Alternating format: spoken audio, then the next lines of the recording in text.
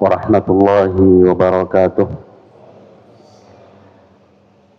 Bismillah, walhamdulillah, wassalatu wassalamu ala rasulillah alaihi afdalus salati wa atammut taslim, wa la hawla wa la quwata illa billahil aliyyil azim. Amma ba'd, fa ya ayyuhal hadirun wal hadirat, usikum wa iyaya awalan bitaqwallah, faqad fazal muttaqun. Wa ahtukum ala ta'atihi wa ta'ati rasulihi la'allakum turhamun. Ma'asyiral muslimin wal muslimat, jamaah maghrib yang semoga kita semua dirahmati oleh Allah Subhanahu wa taala. Pada pertemuan yang lalu kita berakhir pada penjelasan tentang waktu-waktu salat. Dan pada kesempatan kali ini kita akan menjelaskan tambahan keterangan berkaitan dengan waktu-waktu salat tersebut. Yang pertama tentang orang yang lupa salat fardu sampai keluar waktunya. Jadi bagi siapa yang lupa salat fardu hingga keluar waktunya, maka hendaklah dia melakukan salat yang dia lupa itu pada saat dia ingat, dan tidak boleh menundanya sampai waktu salat tersebut di hari berikut. Maksudnya, misalnya kita lupa salat zuhur tadi, jangan ditunda. Ketika ingat waktu asar, saya sebelum salat zuhur, jangan bilang besok tuh waktu zuhur. Tidak. Ketika kita ingat, lakukan pada saat kita ingat. Meskipun sudah salat asar, meskipun sudah salat asar. Jadi misalnya salat zuhur tadi tidak salat karena lupa atau ketiduran, maka ketika bangun sudah selesai waktu salat asar, dan dia belum melakukan salat zuhur, nah ketika dia ingat, dia harus melakukan salat zuhur itu. Begitu juga bagi siapa saja yang tertidur hingga keluar waktu salat, maka hendaklah dia melakukan salat yang dia tinggalkan karena tertidur tersebut pada saat dia bangun. Seperti contoh tadi, kita tidur biasa ada istilah tipu-tipu setan. Jam-jam 11 itu biasa ngantuk. Tindo ka dulu cedek. Mater gila itu di asara. Belum salat zuhur, masuk waktu asar. Itu kan sudah habis waktu zuhur. Tidak boleh mengatakan nanti besok baru saya melakukan salat zuhur pada waktu zuhur. Tidak. Ketika kita bangun, kita harus melakukan salat tersebut. Begitu juga kalau misalnya dua waktu salat yang terlewat, kita lakukan dua-duanya. Zuhur asar. Zuhur asar. Karena kita bangunnya, kita tidur sebelum zuhur, kita bangunnya maghrib. Lakukan zuhur asar. Kemudian maghrib. Dan tidak boleh mengatakan sudah lewat waktunya.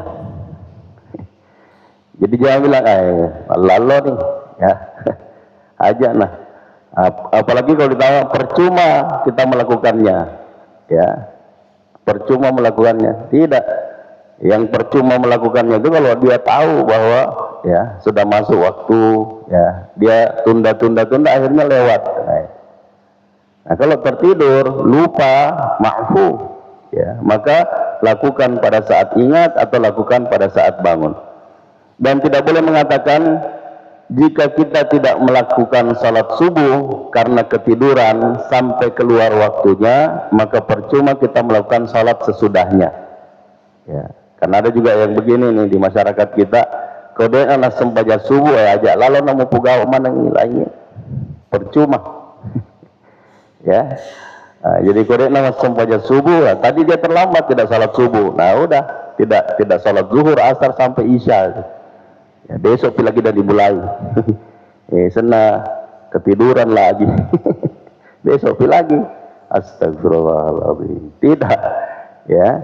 Jadi ketika kita ketiduran, misalnya terbangunnya sudah lewat waktu subuh, ya. Kalau betul-betul ketiduran, ya maka lakukan pada saat kita bangun. Dan itu pernah kejadian, ya, di zaman Nabi Shallallahu Alaihi Wasallam dalam salah satu perjalanan. Nabi Shallallahu Alaihi Wasallam menyuruh semua sahabat untuk tidur, istirahat, termasuk Bilal bin Rabah, ya. Tapi Bilal bin Rabah mengatakan tidak, wahai Rasulullah, Rasulullah tidur, biar saya yang bangunkan nanti. Ternyata tertidur, ya. Yang pertama bangun itu adalah Nabi Shallallahu Alaihi Wasallam, yang membangunkan adalah sinar matahari. Ya, berarti kalau panasnya matahari yang membangunkan, wah matahari ini rumah dan Nabi Shallallahu Alaihi Wasallam membangunkan Bilal. Ya, mana yang tadi mengatakan tidur, nanti saya yang kasih bangun. Sesudah Bilal bangun, ya disuruh azan.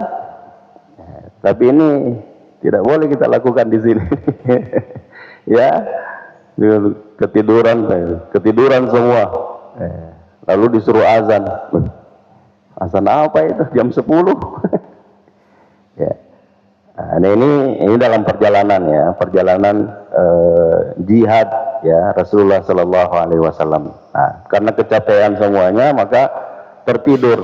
Dan ini juga satu yang ingin dia diperlihatkan oleh Allah Subhanahu Wa Taala, bahwa sampai sudah keluar waktu pun Nabi Shallallahu Alaihi Wasallam menyuruh Bilal untuk azan, ya, menyuruh Bilal untuk azan.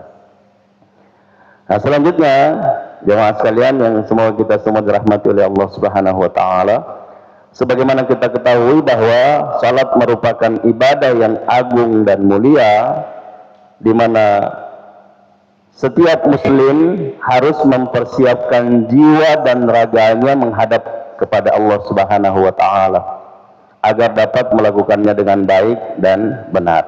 Ya, jadi kita perlu mempersiapkan diri. Nah, di antara yang perlu diperhatikan dan dipersiapkan adalah bersuci. Ya. Bersuci dengan cara menyempurnakan dan memperbaikinya. Nah, ini banyak sekali hadis yang menyebutkan kalau kita mau ke masjid, ya sebaiknya bersuci di rumah.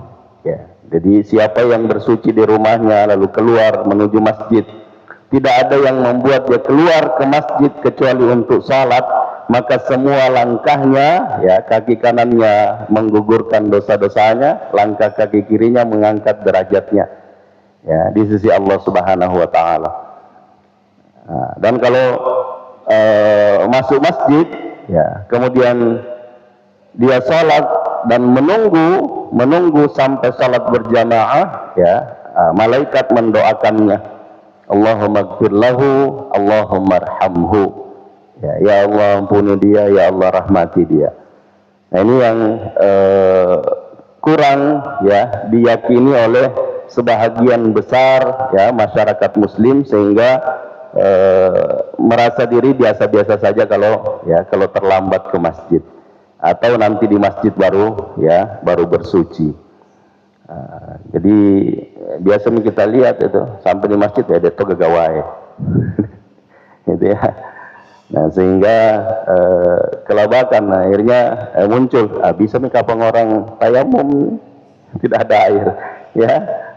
Padahal di samping kiri kanan masjid ini banyak sekali penjual air, ya. Satu gelas itu cukup untuk berwudu. Sudah sering kita ingatkan, ya, 500 rupiah, ya, apalagi bisa beli 1000, itu sudah sangat cukup untuk bersuci. Nah, yang kedua, menghadirkan keikhlasan ketika keluar menuju tempat sholat atau ke masjid.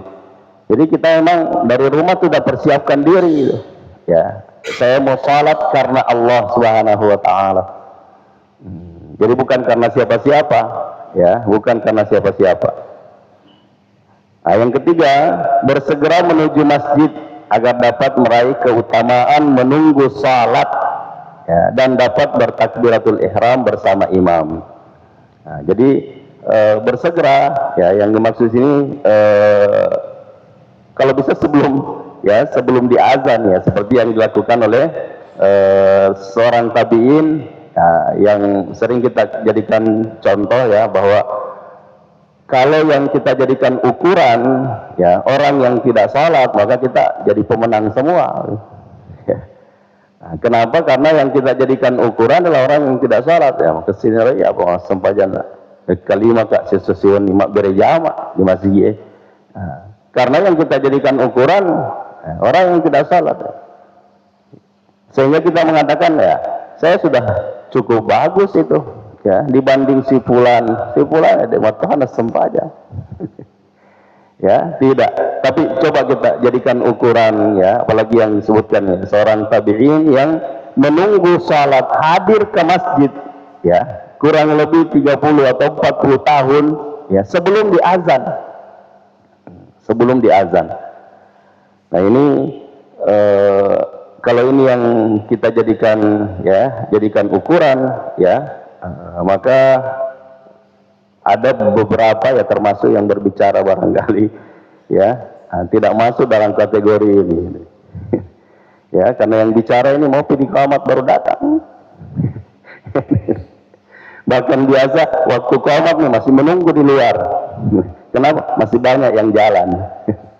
Ya, itu terkadang tidak dipertimbangkan, ya, oleh sebagian jamaah, ya, sehingga mungkin si ronaon narap ini waktu, ya, karena kita pertimbang ada orang yang masih jalan dari atas, ya, tadi kita lewat masih ada yang jalan dari sana, sampai kita menunggu, tunggu dulu. Ya, meskipun saya lihat waktu sudah lewat itu, ya, waktu sudah lewat. Nah, jadi itu yang disebutkan, ya, sehingga, ya, mudah-mudahan dengan disebutkannya ini bersegera menuju masjid agar dapat meraih keutamaan menunggu salat yang kita sebutkan tadi, ya, siapa yang masuk masjid dan menunggu sampai salat dilakukan berjamaah, maka malaikat mendoakannya, ya, malaikat mendoakannya, Allahumma gfir lahu, Allahumma arhamhu. Nah, apalagi kalau dia berdiri di shaf pertama, ya, jadi masuk langsung ambil, ya, tempat. Tapi jangan, ya, kalau di Masjidil Haram, ya, baik Makkah maupun Madinah, jangan di belakangnya imam, ya, karena diusir gitu. Ya, di situ ada, ya, sampai 10 di belakang imam, 10 sampai 3, ya, ke belakang itu tidak boleh orang-orang. Ya, ada orang-orang tertentu yang duduk di situ. Nah, selanjutnya berdoa ketika keluar rumah menuju tempat salat, ya, ke masjid. Ya, jadi doa keluar rumah, ya, dan dilanjutkan dengan doa-doa yang lain yang diajarkan oleh Nabi Sallallahu Alaihi Wasallam, ya, diantaranya yang saya tulis ini. Bismillahirrahmanirrahim. La haula wala quwata illa billah. Ya, di sini ada dua versi. Ada Bismillahi tawakkaltu 'ala Allahi wala haula wala quwata illa billah. Ya, ada waw di belakang, ya, la yang pertama. Tapi yang saya ambil, ya, yang paling kuat menurut, ya, riwayat itu adalah yang tidak pakai waw di belakang la yang pertama. Yaitu, ya, yang saya maksudkan di sini ini. Ya, di sini ada wala haula wala quwata illa billah. Jadi yang paling kuat adalah Bismillahirrahmanirrahim tawakkaltu 'ala Allah la haula wala quwata illa billah. Nah, kemudian melanjutkan dengan doa, ya, yang juga diajarkan oleh Nabi Sallallahu Alaihi Wasallam. Allahumma inni a'udzubika an adilla au udalla, ya. Di sini salah baris. An adilla au udalla au azilla au uzalla au adlima au udlama au ajhala au yujhala alayya. Ya, di sini, ya, bukan u tapi ya, au yujhala alayya. Nah, jadi saya ulangi. Allahumma inni a'udzu bika an adilla au udalla. Ya Allah, ya, jadi kalau kita dari awal tadi ya, bismillahirrahmanirrahim, tawakkaltu 'ala Allah, dengan nama Allah aku bertawakal kepada Allah, la haula wala quwata illa billah, tidak ada daya dan kekuatan melainkan dengan Allah, maksudnya dengan izin Allah Subhanahu wa taala. Allahumma, ya Allah, inni a'udzu bika, ya, sesungguhnya aku berlindung diri kepadamu, an adilla au udalla, ya, dari tersesat atau disesatkan, ya, tergelincir atau digelincirkan, au azilla au uzalla, ya, atau diselewengkan atau menyelewengkan, ya, menggelincirkan juga sama ini. Au azlima au udlama, atau dizalimi atau menzalimi, ya. Au ajhala, atau berbuat bodoh, ya, membodohi. Au yujhala alayya, atau dibodohi. Nah, jadi dari rumah kita sudah berniat untuk yang baik itu, ya, tidak mau disesatkan, tidak mau menyesatkan, ya, tidak mau tergelincir, tidak mau menggelincirkan, tidak mau menzalimi, tidak mau dizalimi, tidak mau membodohi, ya, dan juga tidak mau dibodohi. Nah, kemudian doa yang lain, Allahumma ja'al fi qalbi nura, ya, Allahumma, ya Allah, ya, jadikanlah, ya, hatiku, ya, di hatiku cahaya, wa fi basari nura, ya, dan pada penglihatanku cahaya, wa fi sam'i nura, dan pada pendengaranku cahaya, wa an yamini nura, dan di sebelah kananku cahaya, wa an yasari nura, dan di sebelah kiriku cahaya, wa fawqi nura, dan di atasku cahaya, wa tahti nura, dan di bawahku cahaya, wa amami nura, dan di depanku cahaya, wa khalfi nura, ya, dan di belakangku cahaya, wa azzim li nura, ya, dan besarkanlah bagiku cahaya. Ini yang dimaksudkan ini, wa atmin lana nurana, ya, nanti di akhirat itu kita minta kepada Allah Subhanahu wa taala, dan sempurnakanlah bagiku. Nah, riwayat ini ada dua, ya, jadi yang Allahumma ja'al fi qalbi nura, yang lafaznya seperti ini dari Imam Bukhari dan Muslim. Adapun dari yang lain, ya, seperti dari Imam Ahmad, ya, Tirmidzi, ada yang menambahkan karena perawinya mengatakan, saya mendengar ada 7 anggota badan yang disebutkan oleh Nabi, tapi saya lupa. Saya lupa. Sehingga ada yang menambahkan, wa fi lisani nura, wa fi sya'ri nura, ya, rambutku, ya, wa fi basyari nura, dan di kulitku, wa fi 'azami, ya, pada tulang-tulangku cahaya. Nah, itu dalam riwayat yang lain, ya, tapi yang saya ambil ini hanya dari yang diriwayatkan oleh Imam Bukhari dan Muslim.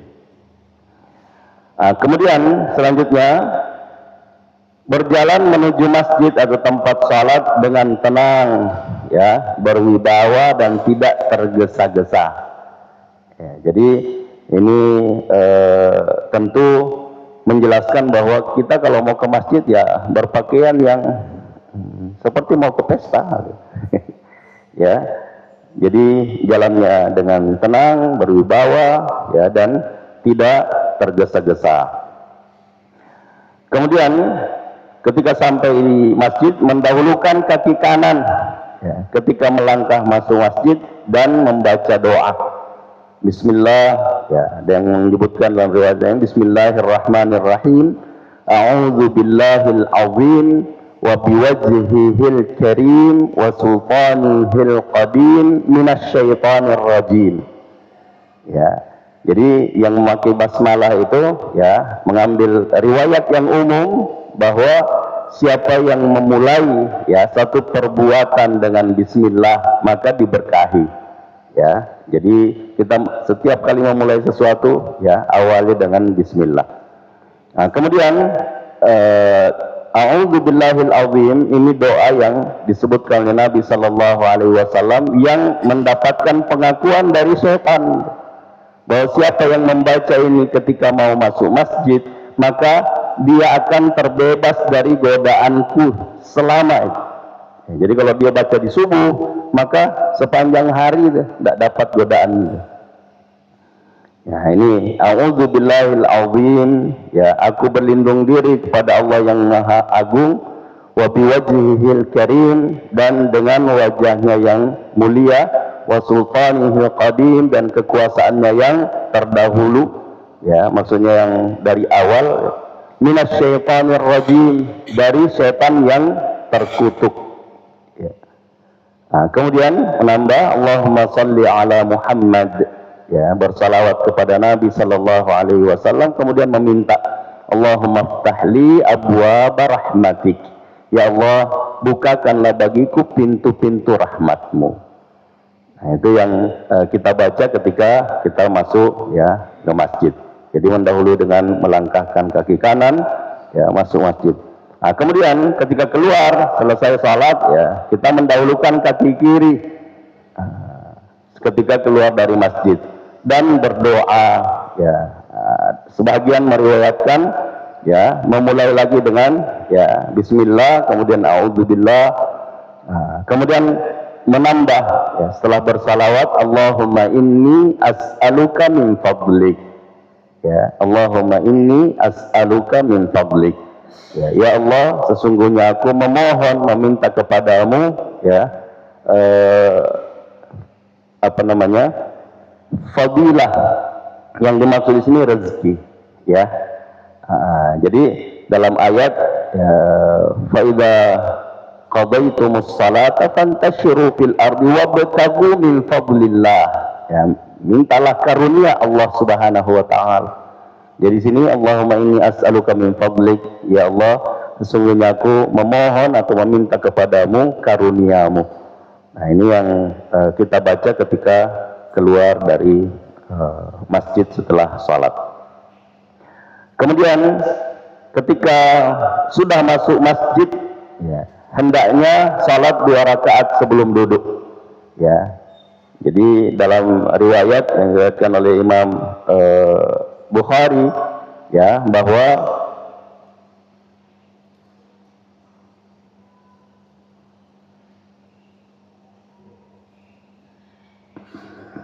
la yajlisanna, ya la yajlisanna ahadukum idza dakhala al masjid hatta ya yarka'a rak'ataini, ya jadi janganlah duduk, ya di sini la ya ada larangan, kemudian ditambah dengan nun taukid, ya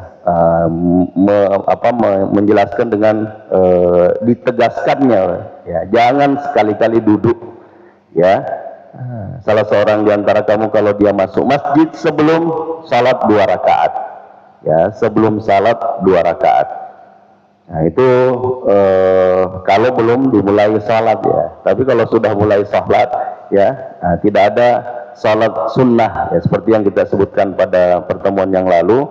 Jadi kalau kita masuk ya ada yang salat sunnah ya diqamat, hentikan, ya. Kalau tinggal sedikit teruskan. Kenapa? Ya dalil idza uqimatis shalah fala salata illal maktubah. Kalau sudah diqamat ya maka tidak ada salat yang boleh dilakukan kecuali salat fardu, salat maktubah. Kemudian berikutnya menjauhi menghilangkan jari jemari ketika duduk menunggu salat. Ya, yang dimaksud ini ya. Jadi tidak boleh ya. Jadi kalau bisa jangan seperti ini. Atau ya merangkul ya lutut, ya merangkul lutut. Kenapa? Karena kita kalau menunggu salat ya menunggu salat disunnahkan berzikir. Zikir biasanya pakai jari itu, ya. Tasbih misalnya subhanallah, ya kalau dikasih begini itu Ya, jadi kalau bisa ya jangan direkatkan seperti ini. Jadi ya dipertemukan ujungnya. Ya, itu yang dilakukan oleh orang tua kita. Ya mungkin ada yang biasa memperhatikan ya. Biasa beliau kasih goyang-goyang seperti ini. Ya, atau memegang jempol kakinya. Ya. Ya mungkin ada yang biasa memperhatikan kalau beliau duduk bersila itu tangannya ini memegang jempol kaki, apakah kaki kanan atau kaki kiri. Dan itu saya pernah tanyakan ke beliau, itu apa yang kita baca kalau ya? Dia bilang, ya berzikir. Nah, sehingga ada beberapa santri yang juga memperhatikan itu karena tidak punya keberanian bertanya, ya sehingga ketika saya menyampaikan, oh ternyata begitu ya. Beliau kalau lagi duduk-duduk ya seperti ini, beliau goyang-goyangkan atau ini diputar-putar, ya itu ternyata cara berzikirnya beliau. Nah, kemudian selanjutnya menyibukkan diri dengan berdoa, berzikir atau baca Al-Quran dan tidak mengeraskan suara yang bisa mengganggu orang lain yang sedang sholat, ya, atau berzikir dan berdoa saat menunggu sholat berjamaah. Jadi tidak apa-apa kita ya misalnya melafazkan, karena memang ada riwayat, bahkan ada ulama yang mengatakan ya kita membaca Al-Quran kalau tidak dilafazkan percuma. Itu tidak membaca namanya. Ya, jadi noko, dia terang, ya. Jadi kita boleh mengeluarkan suara, tapi ya jangan terlalu keras. Apalagi kalau sudah tahu ada yang di samping sholat ya, kita rem-rem lagi sedikit ya. Tapi memang biasanya enaknya begitu. Ya, semakin banyak orang masuk semakin keras suara. Ini perlu diperbaiki ini ya, perlu diperbaiki niat itu. Nah, jadi itu ya yang terakhir, menyibukkan diri dengan berdoa. Jadi misalnya kita sudah masuk ya, kita sudah sholat sunnah, masih ada waktu ya, sibukkanlah diri kita untuk berdoa. Apalagi dengan dalil yang sudah pernah kita jelaskan ya, doa antara azan dan iqamah itu tidak tertolak. Jadi saya lebih mengutamakan ya menunggu sholat itu dengan berdoa, ya dengan berdoa, karena waktu membaca Al-Quran itu masih banyak yang lain, ya masih banyak yang lain. Jadi sesudah sholat fardu misalnya ya, kita boleh membaca Al-Quran, meskipun juga ada riwayat yang mengatakan bahwa sesudah sholat fardu ya itu juga masih waktu yang sangat mustajab ya, mustajab ad-doa, sehingga banyak yang melakukan berdoa sesudah salat fardu. Meskipun yang kami kuatkan ya apa yang disampaikan oleh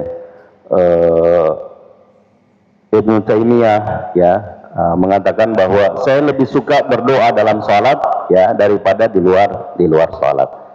Jadi kalau kita sedang sholat, ya, apalagi dengan hadis ya tentang doa yang paling ya ada kemungkinan diijabah itu adalah pada saat sujud, ya pada saat sujud. Maka perbanyaklah berdoa dalam sujud itu.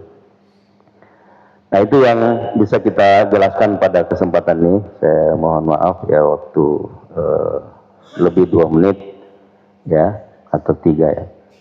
Dan ini yang bisa saya jelaskan ya, sampai menyibukkan diri dengan berdoa. Ini yang beberapa hal yang perlu diperhatikan ya ketika kita menunggu sholat ya, sehingga saya tadi menjelaskan atau mengawali dengan hal-hal yang bertalian dengan waktu-waktu sholat. Nah, jadi kita tempatkan ini pada penjelasan sesudah menjelaskan waktu-waktu sholat, dan insya Allah pada pertemuan berikutnya kita akan masuk pada penjelasan tentang sholat itu sendiri ya. Dan sudah kita jelaskan pada pertemuan yang lalu, salat itu ada dua, ada yang fardu, ada yang sunnah. Dan kita memulai dari yang fardu, insya Allah. Kita cukupkan, kita akhiri dengan doa kafaratul majlis. Subhanakallahumma wa bihamdik, asyhadu an la ilaha illa ant, astaghfiruka wa atubu ilaik. Hadanallahu wa iyyakum ajma'in, wal afu minkum. Wassalamualaikum warahmatullahi wabarakatuh.